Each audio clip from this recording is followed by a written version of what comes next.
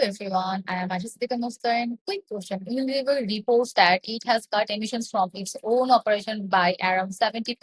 So has it basically solved its climate problem? Not yet. Most of its carbon footprint sits outside its factory across farmland, supplier, and value chain. Unilever doesn't directly control. Today, I will trace where those emissions are hiding, why they are difficult to reduce, and show how DMAIC supported by Scope 1, 2, 3 analysis and sustainable sourcing can help address the problem. Here's the roadmap. First, I will introduce Unilever and its supply chain challenge. Then I will show where the emissions sit and why they matter. Next, I will use DMAIC as the main problem-solving framework supported by Scope 1, 2, and 3 analysis and sustainable sourcing. Finally, I will present recommendations who benefits and the key lessons for sustainable operations. Picture your kitchen, cupboard, and bathroom shelves. There is a good chance you will find a Unilever product. The company has more than 400 brand operate in over 190 countries and reaches about 3.4 billion people daily. But what matters here is its supply chain. Around 4 million hectares of farmland produce the key raw materials such as palm oil, tea, soya, coca. Much of its through smallholders Unilever doesn't directly control. That makes Unilever a strong case for supply chain analysis.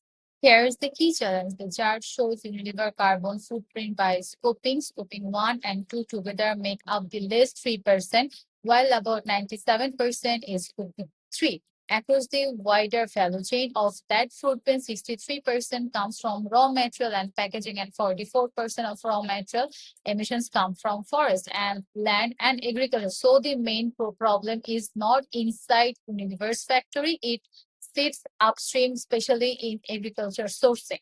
Why does this matter beyond sustainability? Because Scope 3 is also a financial and operational risk. IFRS is to set a global baseline for climate related disclosure, and frameworks such as Malaysian NSRA follow the same direction.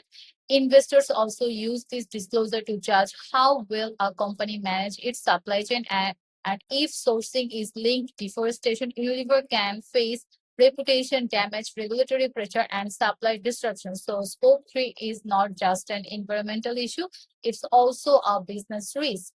So, how do we identify where the emission come from? Our first supporting tool is the Scope 1, 2, and 3 framework. Scope 1 covers direct emissions, Scope 2 covers purchased energy, and Scope 3 covers the wider value chain.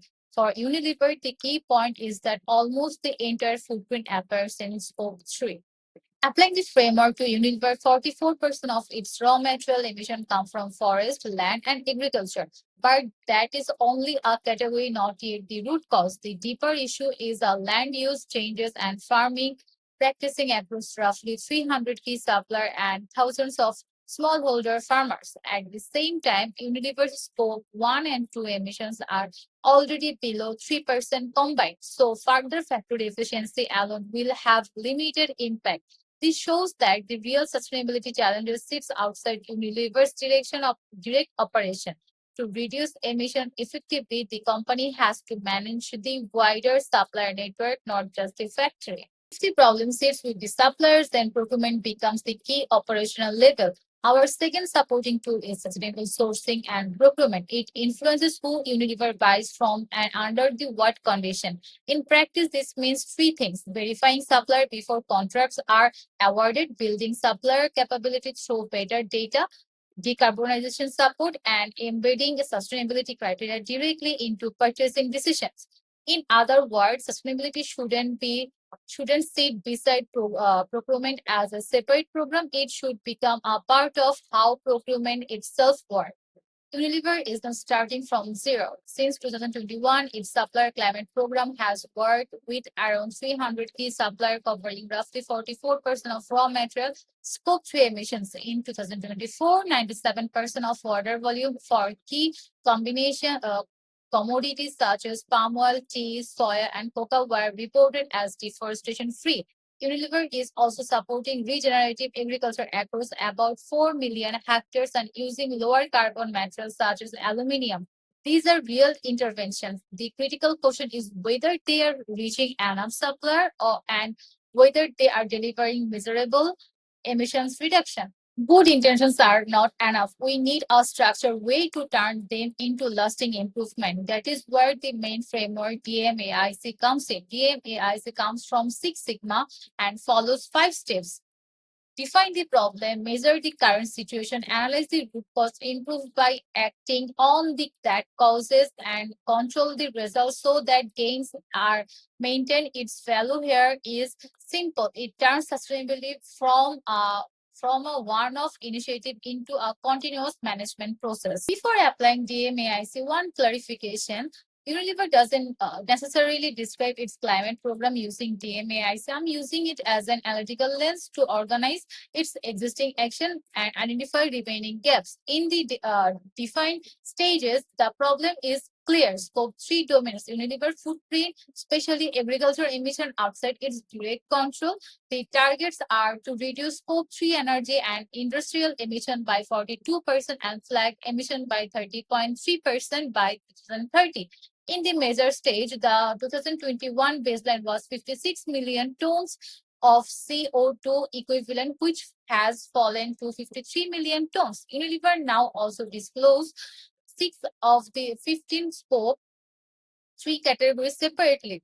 Through the Partnership for Carbon Transparency or PACT, it collected more than 2,000 supplier carbon footprints data points in 2025, replacing industry averages estimates with more direct supplier evidence. Now we move to analyze. Saying agriculture is the problem is not enough because the 44% flag is only category. The deeper cause are land use changes and farming practice across thousands of smallholders. That means finished product audits cannot reach the real source of the emission. That analysis has to go back to the farm level. Once the cause is clear, improve becomes more targeted. Unilever can use its supplier climate program, deforestation free procurement, and regenerative agriculture support to act directly on those upstream drivers. The final DMAIC stage is control, making sure improvement continue over time. Unilever already has 3 improvement mechanisms. First, pact support, consistent supplier label, carbon measurement. Second, annual report through the annual report and climate transition action plan keeps progress visible.